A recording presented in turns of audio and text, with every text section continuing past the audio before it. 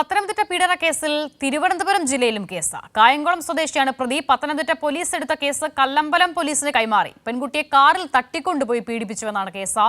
രാജ്കുമാർ ചേരുകയാണ് വിവരങ്ങൾ നൽകാൻ. രാജ്കുമാർ, അനുനിമിഷം പുതിയ വിവരങ്ങൾ, പുതിയ പ്രതിചേർക്കലുകളൊക്കെ ഉണ്ടാകുകയാണ്. ഏറ്റവും ഒടുവിലെ വിവരങ്ങൾ എങ്ങനെയാണ്? ഈ സൂചിപ്പിച്ചതുപോലെ ഇത് പെൺകുട്ടിയെ തട്ടിക്കൊണ്ടുപോയി കല്ലമ്പലത്ത് വെച്ച് പീഡിപ്പിച്ചു എന്നുള്ളതായിരുന്നു പെൺകുട്ടിയുടെ മൊഴി. ആ മൊഴി അനുസരിച്ച് ആദ്യം പത്തനംതിട്ട പോലീസാണ് കേസെടുത്തത്. പിന്നീട് ഈ കായംകുളം സ്വദേശിയാണ് പ്രതി.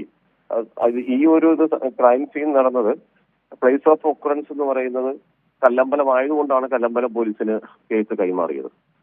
ഇതുവരെ ഈ പീഡന കേസിൽ 43 പേർ പിടിയിലായിട്ടുണ്ട്. 29 കേസ് രജിസ്റ്റർ ചെയ്തിട്ടുണ്ട്.